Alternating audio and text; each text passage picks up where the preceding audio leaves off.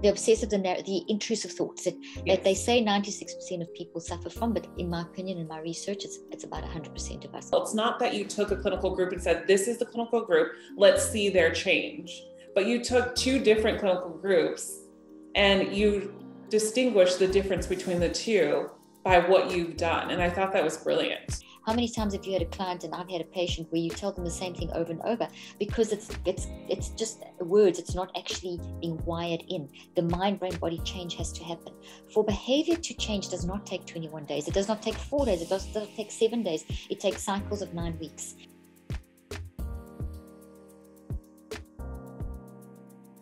Welcome to today's show. I have Dr. Leaf with me, and I'm going to be honest with you. I was so excited, and we've been planning this for a while. It's been months since I've been able to get her on the show, and I'm really happy to have you here. Dr. Leaf, I feel like a little girl that is going to school, and I'm rushing to class because I want to sit in the front row so I can learn from my favorite teacher. Oh, that is so sweet. Thank you so much. I really appreciate that. That's really yes. Of course. And for you, so those of you that know, I have mentioned her in some of my YouTube videos, but also too, for some of you that don't know, Dr. Lee studied cognitive neuroscience and has a master's and PhD in communication and pathologies. And she specializes in cognitive and metacognitive neuropsychology. Wow, try saying that 5 times. It's a mouthful. She was one of the first in her field to also study how the brain can change with directing mind input, and has transformed the lives of hundreds and thousands of individuals with just the beginning with his traumatic brain injury, learning disabilities such as autism, dementia, and a lot of mental health issues around anxiety and depression, which is one of my biggest wheelhouses and so important. She's really an expert on the mind and the brain and thinking and your thoughts. And I know for sure, guys, that there are so many questions you want me to get answers to. She is going to give you so much solid gold, because in her book called Cleaning Up Your Mental Mess is one of my favorite books, all about the human brain.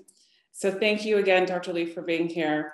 And wow, you have really, your story too, you've really put yourself into studying the human brain your whole life. And I'm blown away by it, to be honest. Oh, thank you so much, Apollonia, for having me on your show. And your show is a great show, such an important and needed one. And thank you. Yeah, this is such an important topic that we both cover. But as we were saying just before we started, the mind drives the brain and the body, and our mind is driving relationships. If you don't understand how to manage your mind, all the great advice that you're getting is actually mind advice. But if you're not managing your mind, and you don't know how to use your brain properly, because we literally use our brains, that advice doesn't become part of your lifestyle. It becomes a nice to have and a nice to know, but it's not something that you actually will internalize properly if you don't know how to manage your mind. So it really is vital. It really is. I always talk about the stuff that I teach as being like an Amazon. Amazon is a great system if you like it or not, but it works. It's an effective system for delivering anything, anywhere, anytime. And that's what mind management is. And the systems that I've developed to actually help us to manage our mind, to drive our brain in the right direction. So I appreciate how you introduced me, and that you recognize this importance, because it's vital. Messy mind, messy brain, messy body, messy life. Yes, 1000%. And this is huge in my coaching practice when we talk about trying to manage the mind and relationships and so on. So I think a good place to start in regards to just the simplicity of everything, because I know we're going to really get into it in today's show, is in your book, you described in your book, the brain look at it as the muscle, because it is, and the mind is the energy that feeds your brain. So I kind of want to talk about first the mind being energy and the brain being our muscle. How can someone understand this and actually know what the two differences are, like how to separate the two? And that's a really good place to start, because in the current narrative of today, mind and brain are used as the same thing. So most people, when you talk about mind or brain, they'll point to their head and they think it's the same thing. But the mind and the brain are completely separate. And for thousands of years, if you track back ancient history and ancient physics and ancient science and spirituality, up until the 150 days of modern science, where we've spoken about the mind-brain connection, we always saw them as separate. It's just in the last 40 years that they have changed the narrative. And now people talk about, well, the scientists that sort of have popularized this talk about the brain producing the mind, but it's impossible. And the reason why it's impossible for the brain to produce the mind is because you and I are alive, and everyone listening and watching, they're alive. But if you did, you can't do anything. So we're alive. We are processing this conversation. We are able to interact. We are able to experience life. But if you did, you wouldn't be able to do that. So the most simple difference between the mind and the brain is it's really our aliveness. It's this driving force that enables us as humans to experience life, and to that life, that experiencing life is our mind doing it. So our mind is the thing that enables you and I as a human to process what you're hearing now, process everything that you go through in life daily, and it processes it into the brain. So the mind needs the brain and the body. So the brain and the body would be the physical, and the mind has also got a physical component, which I'll explain in a moment. But the mind shows up in the brain, and the brain and the body respond to the mind. So I've got a model here of a brain in a skull. And this brain isn't you. This brain, if you dead, as I keep saying, this brain can do nothing. But because you're alive, you can take my words with your mind and the visual images, and your mind processes those, makes sense of what you're hearing and seeing through thinking, feeling, and choosing. So through the process of thinking, feeling, and choosing, which is the mind in action, a sense is made of my words, which are electromagnetic light waves and quantum waves and auditory sound waves, and all of that is grabbed by the mind, all the waves, the electromagnetic light waves, etc., and then sense is made of it. So there's this external thing going on, grabbing that, putting it into the brain. So the mind then shows up in the brain as this electromagnetic force and quantum fields and neurochemical forces and genetic reactions. And all of that mixture then produces a product. And a product is the product that's made is a thought. So every experience is converted by the mind into the brain and becomes a physical structural change inside of the brain. So it's a thought tree that's growing. So right now, this conversation, you introduced me, they would have seen the title of the show, which is like a seed being planted in the ground. As we're speaking, those are kind of like the roots that are growing. And then as everyone's hearing those roots, they are then interpreting them with their own mind to get their own unique perception. And all of that I've just described is becoming a physical structural change in the brain that looks like a tree made of proteins. As neuroscientists, we call this the thoughts in the brain having an arbor-like structure. We talk about them as having an arbor-like structure. An arbor means tree-like structure. So thoughts are real things that look like trees inside of the brain, and we are making them all day long. And if we didn't make these trees, we couldn't function, because it's from these thought trees that we are able to then say and do what we do. In other words, communicate. So how we show up is based on how we have processed the world into our brain, built these thoughts, and these thoughts then become the source of all of our words and our actions. So you'll notice that this is a healthy looking tree, and this is here I've got a toxic one.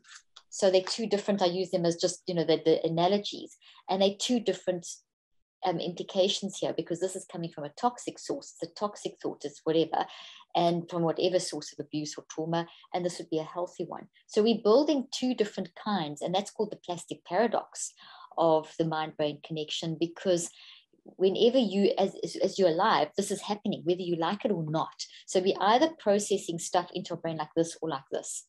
And then Apollonia doesn't just go in the brain. As soon as a thought tree grows in the brain, it then, and I'm going to hold up another model of the brain and body, as soon as that thought tree is built into the brain in this protein structure, chemicals and so on, then a message is sent from that thought tree to all the cells of the brain and the body, and the cells also store this memory. So every single experience that you have becomes a thought tree in your brain, and it becomes a change inside of your body.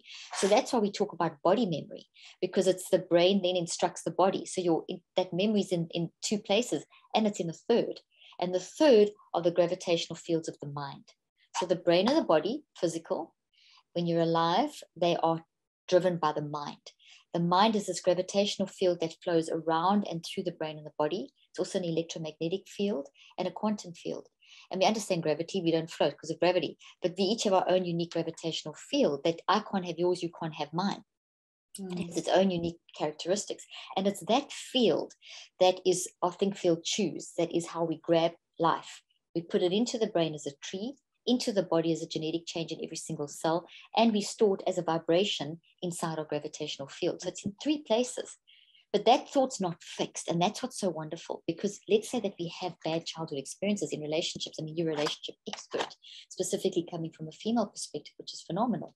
So maybe you as a young boy saw a bad parenting relationship or bad relationship between parents, which is just so often the case. That's the way we manifest in our relationships as adults has very much come from how we were brought up, what we were exposed to. And it may not have been that your parents had a terrible relationship. It could be cultural things, and it could be societal things. It could be religious beliefs, where there's a lot of patriarchy and, where there's male dominated and that, the males make the decision and the leader of the house and the woman submits. It could be from any source, but those are all toxic because males and females are equal and, different genders, etc. We've got to stop, distinctions. So if we make those distinctions, that's toxic, and then that shows up and influences how you function. So the good news is that isn't your future. The good news is that when you can recognize there's ways of doing that. You can tune into them, you can deconstruct these, and you can reconstruct them. In other words, you can change your brain and the genetic response in your body, in every cell, and your mind, and you can make it healthy, because the toxic stuff is unhealthy, and it actually decreases the health of the brain and body over time. Your immune system gets weaker, everything gets weaker. And the more that happens over time, the more vulnerable will we become to diseases. I mean, there's a 35 to 98% increase in vulnerability to disease over time when we don't deal with our stuff. And so on top of it manifesting as damaged relationships and damaged, work relationships and personal relationships and just functionality, it also is damaging your brain and your body. So because of the whole brain, mind, body link. So I've studied for 38 years and I still do clinical trials. I practice as a clinical neuroscientist, but I've essentially been studying the psycho-neurobiology, the mind, brain, body link. And in that is this basic overview I've given you, and then emotions and memories, all that kind of fits in. But let me stop there and see, do you want to ask anything about what I've just said, and then we can dive a little deeper. Oh, it's so brilliant. I mean, what you're saying is just, honestly, Dr. Leaf, it's amazing. And I just want to take a moment and just tell you on behalf of so many people that I know is I've done so many interviews and I'm just blown away by, you can tell, and I'm a big believer, because I've been doing coaching and I have this practice for so long, and I've seen so many things, not only in my life, but others, that the brain really does rule our life. And I feel as though if we understand the brain so much more, and if society teaches this, if we start teaching the human brain, if we start teaching how to get the mind to resolve traumas, let's say, which I want to go into in just a second because we were there, I feel like we would be able to supply better tools, and mental health would not be at the rise. It would be at a lower, it would minimize, So I just wanted to say thank you, just for the side note, just because this is blowing me away, but also to just thank you for what you do. And thank you for also putting in so much work in these studies, because also in your book, you talk about it in Cleaning Up Your Mental Mess. You talk about so many different studies that you've done your whole life. And I've done so many interviews. I'm so blown away by you. This is one of my top of the top. So thank you. Thank you. It's so kind of you. I appreciate that.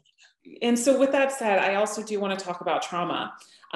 We see this a lot in relationships. We see this a lot in life, and especially in my wheelhouse. Relationships, I believe, bring out a lot of our unresolved traumas, stress, triggers, and responses, especially triggers. So how, now that we can decipher the healthy mind and the healthy, somewhat the unhealthy mind that we can definitely change, and I'm a byproduct of that. Mm-hmm. Now I understand our brain is that muscle that brings in the energy of how you talked about it, which you definitely clarified a lot better than I do. But with that said, now how does one, once they understand this, how does one manage their mind through this trauma, stress, and triggers to healthier relationships with themselves? Okay, so first of all, it's a great question. First of all, just always remember in your mind to keep brain and mind separate. So don't ever think of them as the same thing. And your brain can do absolutely nothing without your mind. So it's not our brain that actually rules our life, it's the mind that rules our life. Yes. And so, because the brain will just do simply what the mind tells it to do. So if our mind is messy, the brain is messy, and then the brain just operates on autopilot because the brain is driven. Think of a plane or a car or a computer. They don't operate on their own. They get operated by. If a pilot flies a plane, you drive your car, you work your computer. And that's what the mind is. The mind is this driving force. It is making that computer work. Now, our brain is also, it can be described as a muscle, but it's actually more than a muscle, more than a computer. It's incredibly complex. And even like artificial intelligence, just thinking they can build a human brain, it won't work. And that's what's predicted. We can get intelligent machines, but we will never be able to simulate a human brain, because just the speed at which the mind changes the brain, because the mind is using the brain, is so complex, and the speed is so much that they can't even get to the processing speed of one neuron. And we have 100 billion, and those 100 billion are configured differently for every single human. And then the way you use your 100 billion plus and the way I use mine to make the however many trillion connections we make and however many trillions of thoughts we build is never the same. So every single person listening and watching, your uniqueness is really, really powerful. And that uniqueness is in the mind, and then the brain is aligned to that. So the mind's using the brain. And if we've used our brain incorrectly, if the mind has shown up in the brain in a way that's unmanaged, and a lot of the time we are using our brain incorrectly, not through choice, simply through these habits that have formed, these patterns that we've been exposed to. So what we need to understand is that as we experience something, it wires into the brain in the way that I've said. So mind shows up in the brain, and that experience becomes this wired in tree. Whatever you think about the most grows. So if this is a repeated experience, in cycles of around about every 9 weeks, this becomes so stabilized that it shows up. It's the thing. This is the thing that will be triggered in a relationship. But that doesn't mean that that's who you are. It means that's who you have become. Yeah. And this goes to your question. So we need to understand that this may feel very familiar, because maybe for 30, 20, 40, I don't know how long, this has been part of how you have responded. And this is a wired in structural change that is actually causing brain damage. So not only is it causing damage in the relationship, but it's also causing damage in the brain. And the immune system sees this as a threat, much like the COVID virus. This is a protein exactly like a protein structure, exactly like the COVID virus is a protein structure. So we understand that with COVID because it's like tangible, but thoughts are as tangible as something like the COVID virus. So when you see it like that, that means that your experience is as tangible as something like the COVID virus. And if it's a toxic experience, a trauma, then that is a toxic experience in your brain. COVID isn't helping your brain and your body, nor is it a toxic experience. So the immune system fights them and to try and protect you for survival. And the immune system ropes in the rest of the body to help you. So your mind, brain, and body, psycho, neurobiology, mind, psycho, brain, neuro, biology, body. Okay, so your psychoneurobiology is all for you. It's all for helping you survive. It's all for identifying any threats, any imbalances, and fixing those. And those imbalances and these things create imbalance in our psyche, in our genetics, in every cell, and therefore in every system of our body and in the brain. And because that's a threat to our survival, and because we actually wired for love, we're not wired for these, our mind, brain, and body collectively work together to send you signals that, hey, you're out of alignment with your survival mode. You need to do something. And this is where it gets super interesting, because those signals that your mind, brain, and body are working so hard to make you aware of are often not read as signals. In fact, in our current narrative, they are read as brain diseases, as psychiatric mental illnesses. So in other words, someone may be feeling extremely depressed or having really a really poor relationship, where that exactly like sort of things that you would be dealing with in your practice, and the sort of things that you talk about, those patterns have got signals attached to them. And those signals, if you pay attention to go from the pattern to the signals, you will then go to these trees, these thought trees, and then if you go down the thought tree, you get to the root. The root is the cause, is the origin story. And until you have dissected this or deconstructed and reconstructed this, this will continue to dominate and cause brain damage. So over time, this thing is affecting everything. So I mean, I found some of my subjects in my clinical trial, which I put there, who had years of suppressed trauma and really battling to form a decent relationship. I mean, they had, like, some of them had literally checked out of life almost. It was like in a last attempt and just didn't ever believe they could have anything decent going on in their lives. And in 9 weeks, we changed that. Those subjects had, for example, their biological age, because of the trauma that they hadn't processed, that was affecting all these things, including relationships, their biological age, which is the age of the cells, which then makes up the age of the organs and the systems of the body, were 35 to 40, sometimes 50 years older than the actual chronological age. So what I'm saying is that I would sit with, there were people in our clinical trial, and this is, I mean, patients in my practice, that were sitting with biological ages, age of their body, sometimes 30 and 40 years older than their actual age. So imagine you probably in your mid-30s. So you're, let's say now that your biological age is of a sickly 65-year-old. You wouldn't look like you do, and you wouldn't feel like you feel. Mm-hmm. And that is that impact on the body of the trauma aged the body. It has direct impact. And we can see that in the DNA. And in the DNA, we specifically look into the chromosomes. For example, this is one of the places that we look. And you look at something called telomeres, which are the ends of chromosomes. And as we don't manage these suppressed traumas, this is just one of a million things that can get affected. But it's very, very easy to understand, and it's very impactful.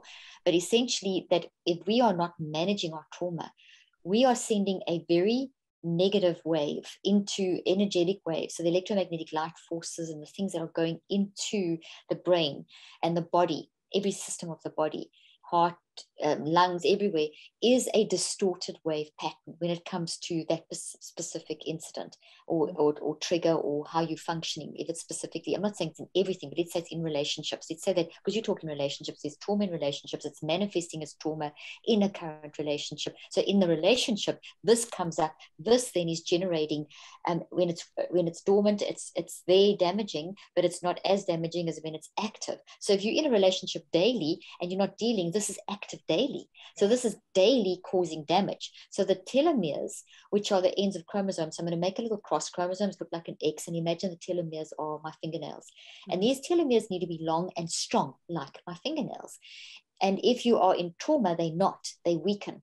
They get short, which means these telomeres work with enzymes and things to make healthy cells, which then make healthy parts of your body, which then make up your systems and make up you. If they're unhealthy, your biological age will be older than your chronological age. You'll have inflammation in your body. Your cortisol levels will be through the roof. Your brain will have what we call flatline or tsunami states, and various stages in between. But that is all contributing to showing us the messy impact of this.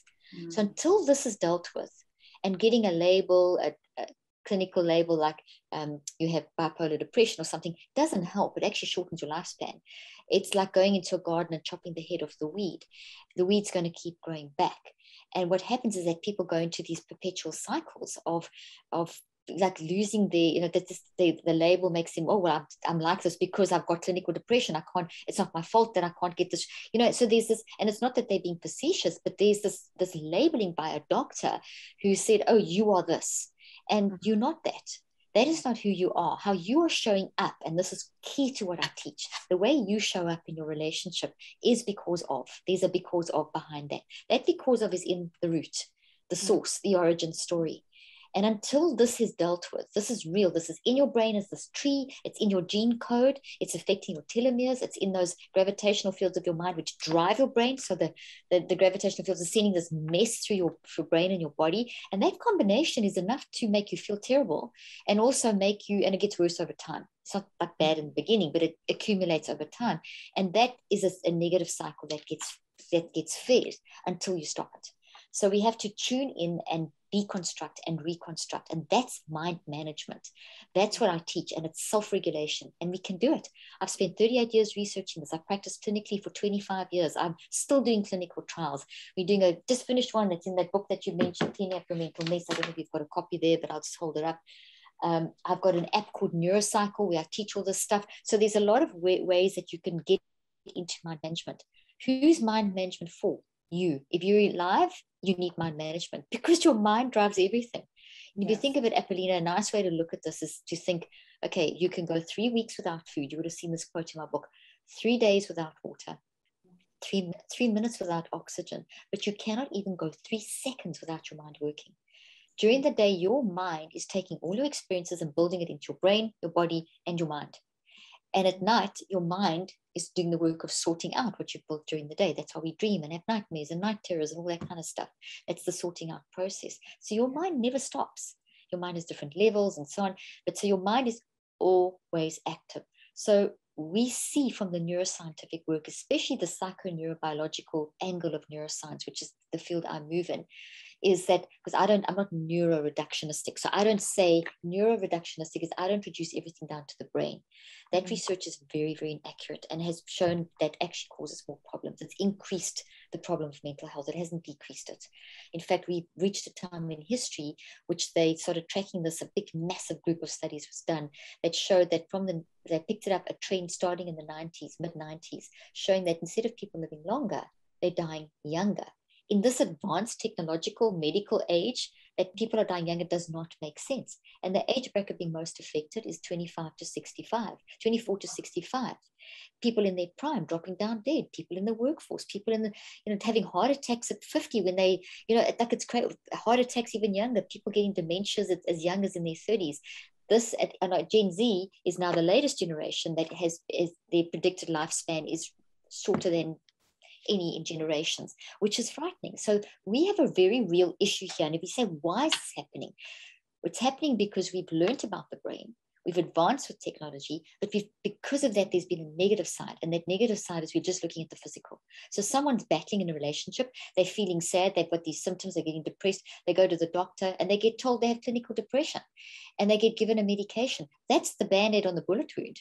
That's the chopping the head off the weed. That's not solving the problem. In fact, it's making it worse because those psychotropic drugs shorten lifespan. They create all kinds of problems in the brain and the body and the heart. It will shorten lifespan. And they don't solve the problem. They numb the brain for a season, but they don't deal with the issue.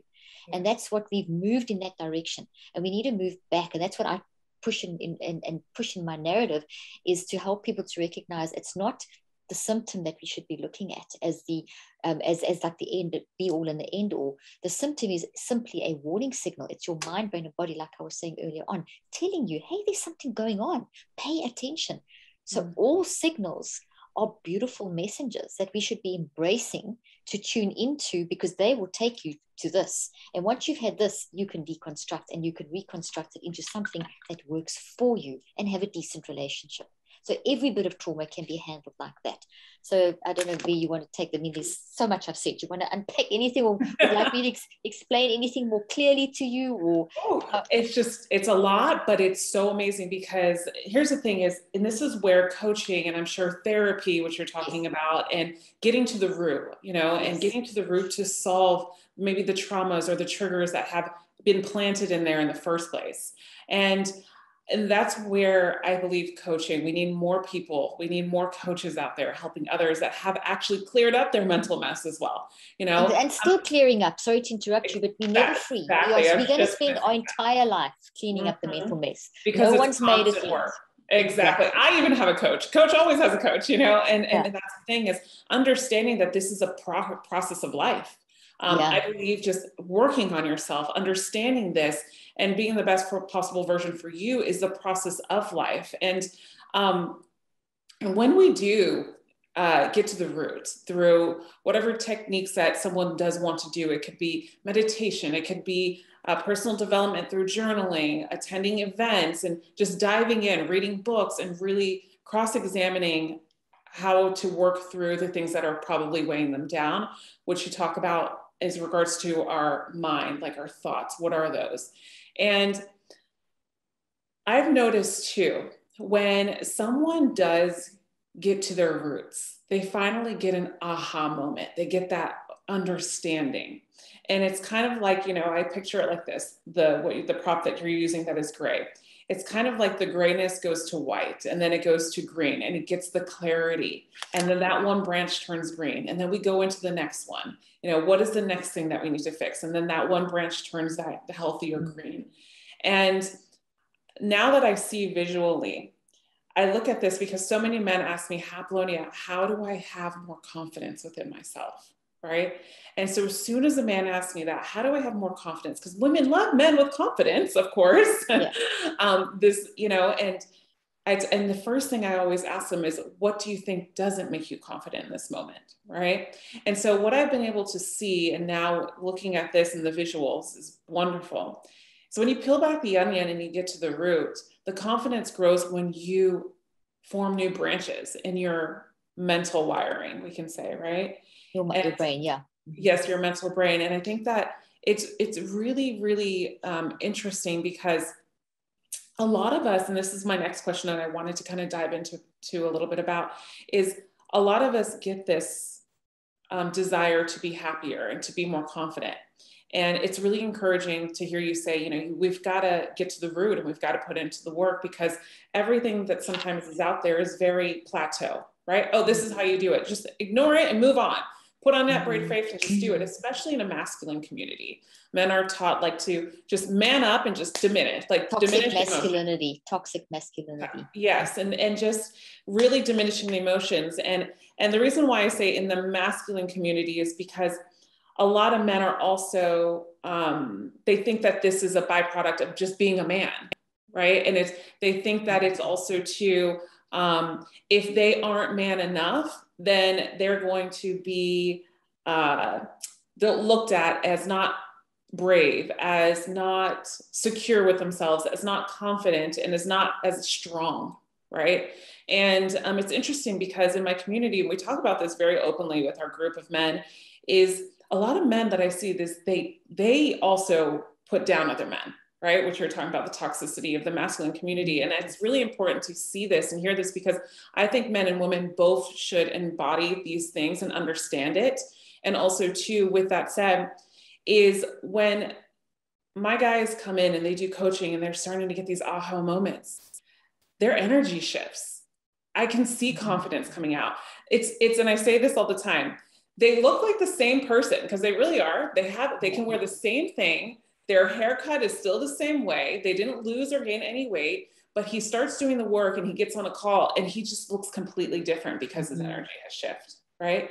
Absolutely. And so this is it's true, and I see it every day. So with that said, one of the things that I wanted to ask you about that is really prominent is, and I know obviously because we're talking about the healthy thoughts and the negative thoughts and things so on within our mind, and then contributes into our brain, is why do you think as humans, when it comes to love and relationships and anything about life, when we desire something so much, we get hyper obsessed, we get in this state of limerence in our thoughts with people and relationships? So good, excellent question. I need to answer that by backtracking just a few seconds. So if you think about, first let's talk about the concept of coaching, therapy, counseling, 3 different things, all amazing. Everyone needs them if they feel they need them. So I also really recommend, but what I teach does not replace, it enhances, but they're all doing different things. So your therapist is really going to get down to the root cause and really help you work through the pain, because when you start seeing stuff, it's really painful. Your coach is going to bring out the best of you and get you moving forward as you know, and your counselor is going to kind of help you sort of find the right kind of advice. So people can use all 3, one or the other, whatever, but helping each other. In essence, what you're saying there is that support we give each other is vital, because we are that's wrong word. We are basically, as humans, it's not about us, it's about us in the world. And we see that so clearly in the research, the theoretical understanding of quantum physics, the impact that we have on each other. So when we support each other in the ways that you support people, the ways that I support people, what we're doing is we're enhancing each other. So an enhancement is the healthy version, whereas people live in a world where there's so much competition. And a lot of the toxic masculinity and a lot of the trauma is coming from, I've got to compete to be like that. And that is in itself completely toxic. So that's that part I wanted to just stress there. And the second part is that we need to recognize, first and foremost, we are human. Then we are whatever gender. And we know that there's LGBTQI, there's different, and thank God we're at a stage in life where we can start recognizing and honoring that. And the whole thing of the toxicity of a man should be like this, and this is coming from religious, cultural, traditions and whatever that have come through society. And it's the whole, as we know, it's coming through from how men see women, and it's damaged men and women. It's damaged humanity. So first and foremost, we need to see that you are you, and you express you through whoever you are, male or female, and your you-ness is what really counts. We've got to focus back on the you-ness. Confidence comes from understanding my you-ness, my I factor, my perfect you. I talk about that often, the concept of the perfect you, because there's something you can do that no one else can do. So the recognition of that, and the recognition of I have these flaws, and those flaws are not part of my design, let's take the word design, because it's got so many negative connotations, that they're not part of how I am physically and mentally. We literally wired for love, and we've got that wiring in our mind, brain, and body. And when we are showing up in any kind of toxic way, with whatever flaw in whatever relationship, that's not who we are. Once again, bring back to what I said in the beginning, and that is we are like that because of, and that's where the therapist, the coach, the counselor steps in. But at the same time, they don't see you every day. They don't see the therapist every day, but you live with yourself 24/7. As I said, the mind never stops doesn't even stop for 3 seconds. So it's never stopping. So you wake up with yourself in the middle of the night. You are sitting in that relationship with that woman in that moment. You can't like phone up, Apollonia, what must I do now this has happened? You got to manage the moments in between, and that's where mind management becomes vital. Your confidence will come as you manage your mind, and managing your mind starts with understanding your value and your identity. So when I work clinically, I would always break my sessions into 3. And the identity work, it would be brain building to build resilience in the mind and the brain, and then there would be detoxing stuff, and that would be 3rd. So I'd focus on you're amazing. What can you do that no one else can do? You showing up. I don't have to be threatened by you or anyone else with this attitude, because no one is competition, because you can do something that I can't do. I can do something that you can't do. If we put that together, we enhance each other. And if we just get this, and this is so anti what we hear in our culture, and especially in I work with also so many males in my practice and see this all the time. I have so many male followers too. So this is, and of all genders. And this is an applicable across the board concept, that so many people are thinking, I've got to I've got to be like that person. There is no other, you are your own category. Personality profiles, all these things have actually done a lot of damage, because they've tried to categorize people into being X. You are your own unique category. And when you get that, and then you recognize, okay, I'm wired for love, literally wired for love. I'm wired for survival. I'm wired for optimism. I'm drawn to the negative, not because I'm negative, but because I'm trying to fix the imbalance that negativity has created in my life. When you shift that, it's an enhancement focus. And so then you're never a threat to me. I'm only going to, me lifting you up and supporting you and growing you is going to enhance me and my intelligence, and you're going to do the same to me. If we can shift that is a massive part of culture that's such a mess. That's going to help so much with this confidence issue, and just with us as humans to grow more effectively. But we don't have to wait for it to shift as a culture. It can start at the grassroots. It starts with one person making a difference, and the more and more of us that recognize this uniqueness in the individual, that we don't need to compete to be valued, to have confidence, is going to be very important. So the lack of value of ourselves is in itself a toxic tree. So I would often put my patients, and I've often recommended this, to spend a full 63-day cycle. We can talk about that timing in a moment. Just working on your value system, your confidence, who you are, recognizing those things, because we don't spend enough time on that. Because and I'm not talking about that being compared to others. I'm talking about you. Who are you? Yes. And finding that out. I have all kinds of profiles and questionnaires and things that people can work through to find to work on that. But so that's a really important part of that side. So that's kind of the second part to that question. Then your question led into talking about those emotional, just repeat it again. I want to make sure. The obsessive thoughts, where do those come from? The obsessive, the intrusive thoughts that they say 96% of people suffer from, but in my opinion, in my research, it's about 100% of us. Some of us have just got, maybe about 4% of the population globally have learned how to talk back to their intrusive thoughts, but have they managed them? Who knows? Okay, so this is something that we all need to do. So intrusive thoughts are not something to be frightened of.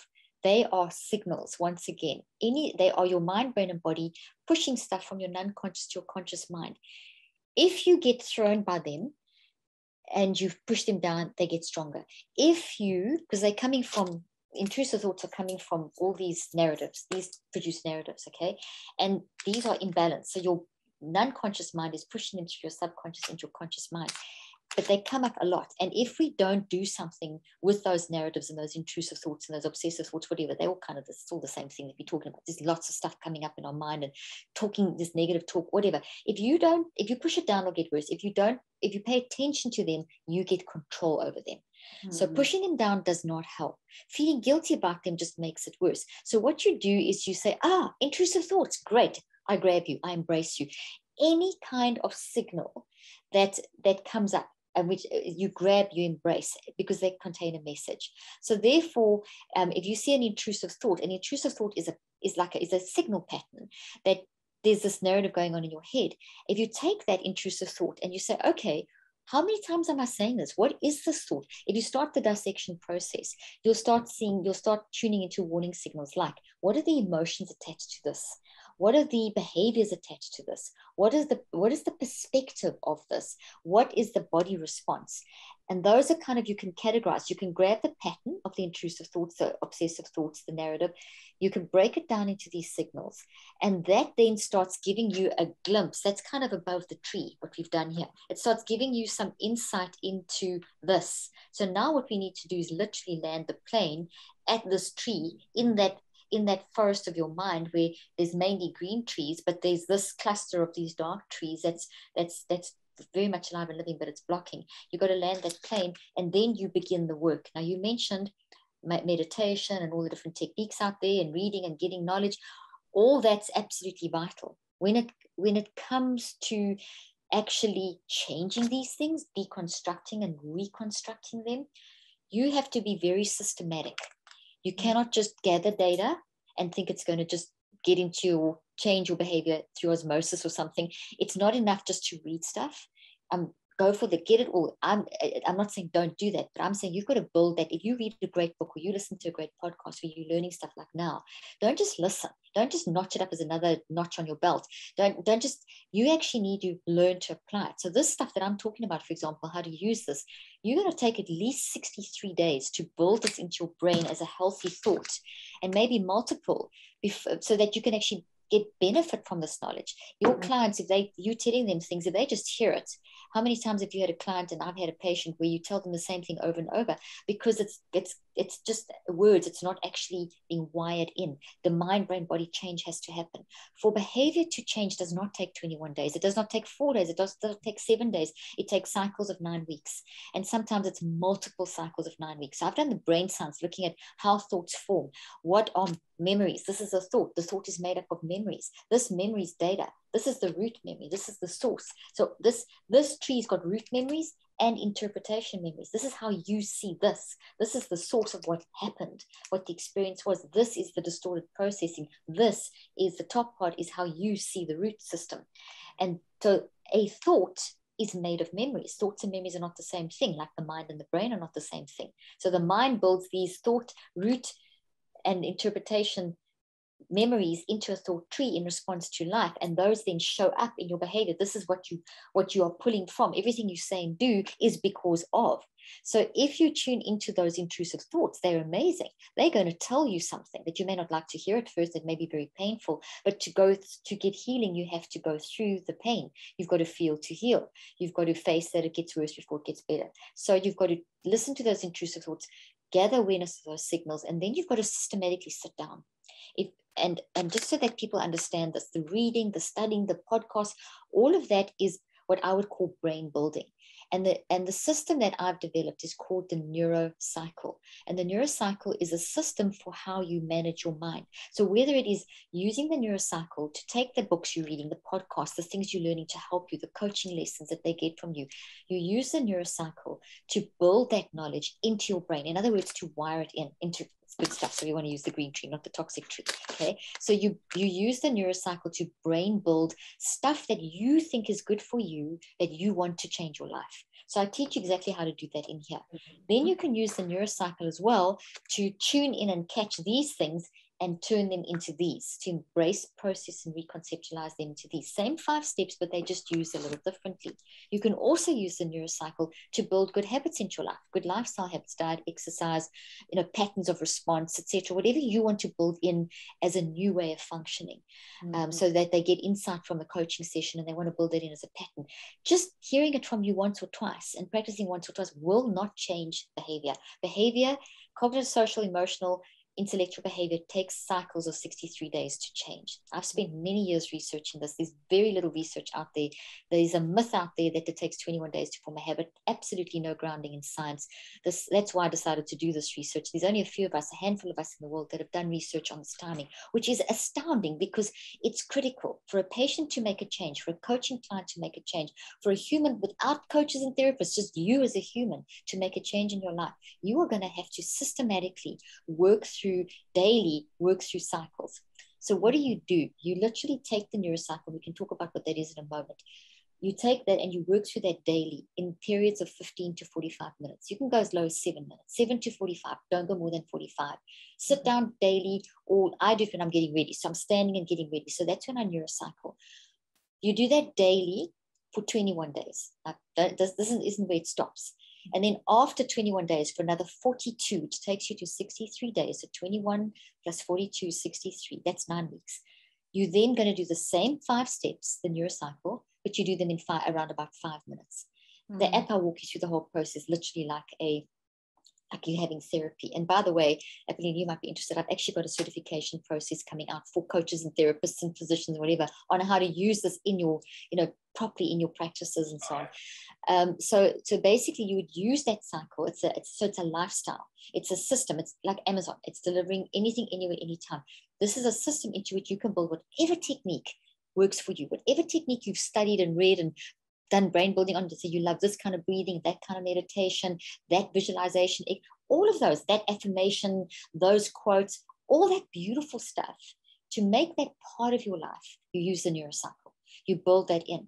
And so all those techniques fit into the cycle. Where do things like meditation, breathing, havening, the calming stuff, that fits in before you start the neurocycle.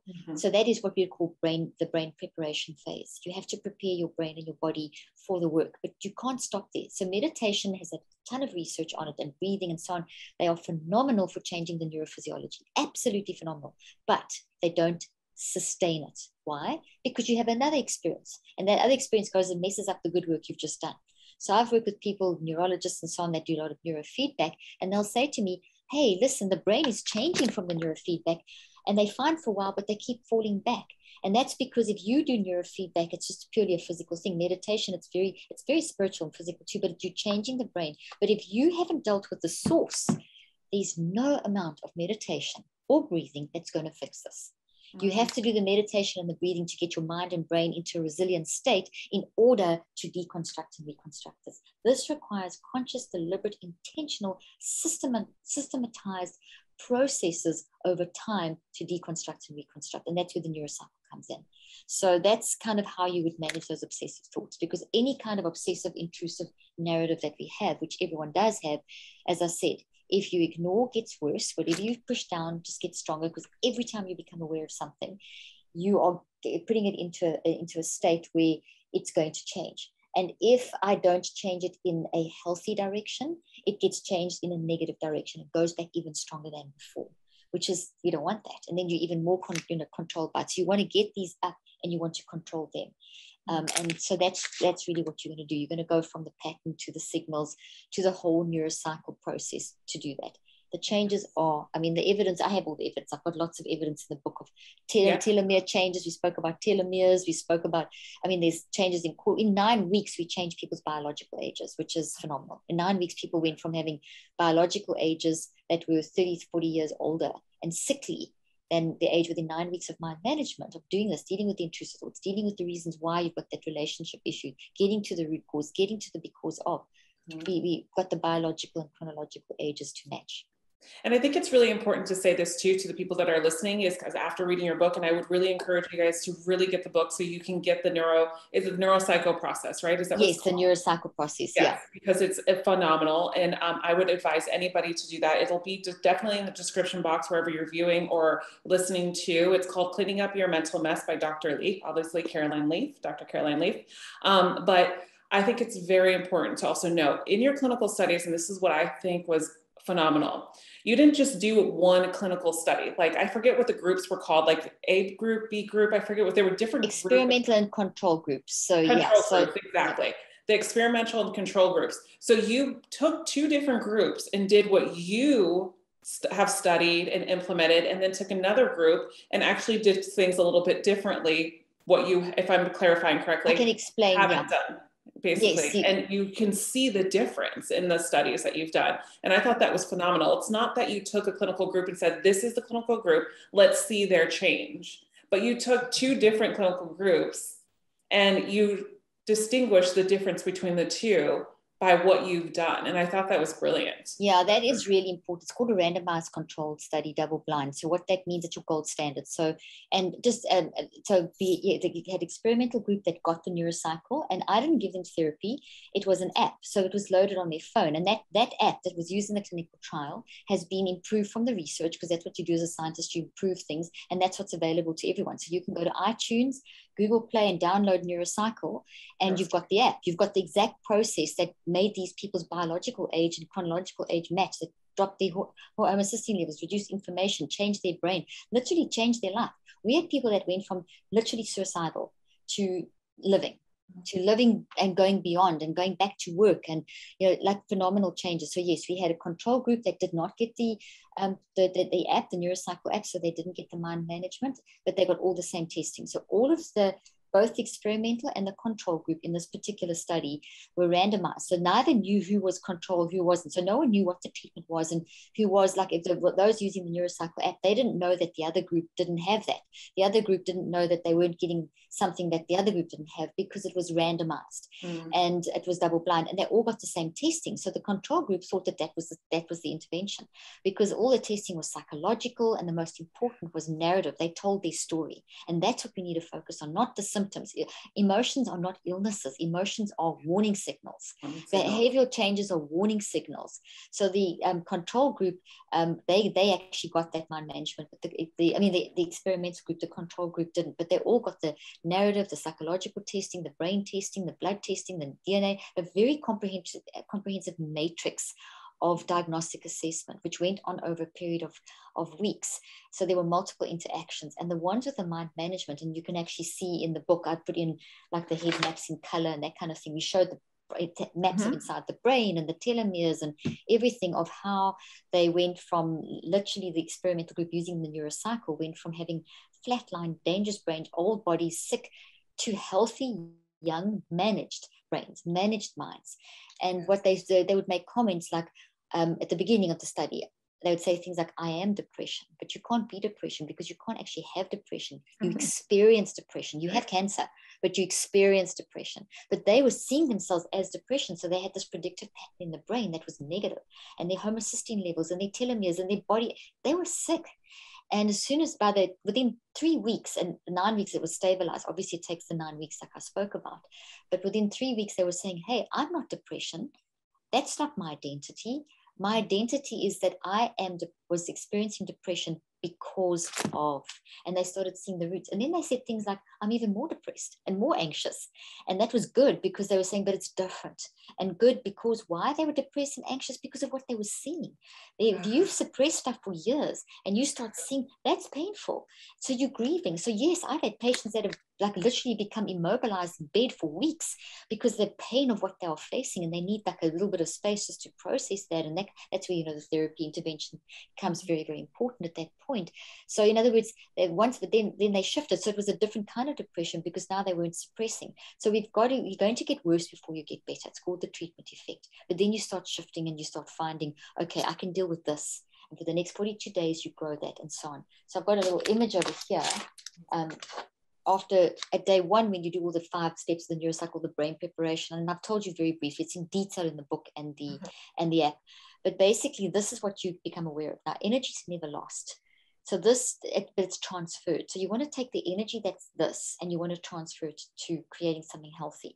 So within 21 days of going through the neurocycle daily, just a little bit every day, you would find this, you're digging out the sand, you're getting this upended. In other words, this thing is dying and that energy is moving to a healthy, reconceptualized. Now, you can't change what's happened to you in the past to create this relationship trauma, but you can change how it plays out in you. So now you can say, I know I'm like that in relationships because of, but this is where I'm going.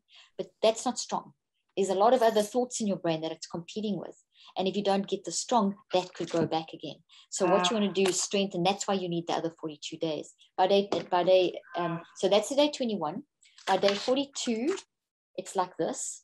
By day 63, it's like this. Now you have insurance. Now you're in that relationship. You remember I used to be like that, but this has now got the dominant energy. This will move into the conscious mind, and this is what you will function from. So that's kind of the overarching picture. Beautiful. A lot to explain, but we're limited with time, so we kind of run out of time. Wow, this interview was incredible. You mentioned some amazing things, especially in regards to the men's community and everything just put together. And I thank you so much for doing this interview and being with me. Your book, men, women, anybody that is listening, this book is phenomenal. And a lot of my audience always ask me about book, and I'm very particular about books that I suggest. Thank you. So this is one of the best books. That's what it looks like. Yes, Your Mental Mess. I'm definitely going to have it up on the picture for the video as well, so they can see it. The links are going to be below. I wanted to ask you before we wrap it up too and end it with this, I wanted to ask you a little bit of a fun question. It's a little question that I wanted to pick your brain about a little bit. First, I ask you this, just simple. How much of the brain works percentage-wise? How much of our brain do we use percentage-wise? 100% of our brain. We use 100% of our brain. To function as a human, every part of your brain is responding to you being alive. What we don't use is we don't use it properly. So how we use our brain is the key, not how much. So it's not how much of our brain, it's how. So it's not how much, it's how. Yes. And the Neuro Cycle teaches you how to use your brain properly. Amazing. Yep, that's what I wanted. That's what I thought. And that's the thing, because a lot of people say we only use a small percentage of our brain. Yeah, I know. And years ago, that's what I was trained to teach as well. But I realized over the years of research that we've misunderstood that. It's how we use our brain. Yes, exactly. Perfect. I'm so happy we ended with that, because that is something that I did want to tackle and ask you. Wonderful. Thank you again so much for being here with me, Dr. Leith. I really, really appreciate you and all you do. Thank you so much. Yes. If you're looking for more incredible content that will change your life in dating and relationships, check out this video right over here. This is absolutely made for you. And also too, don't forget to download this free ebook down below. It's my 7 common mistake ebook that men make when attracting women in dating and relationships, and I have it specially for you. See you in the next video.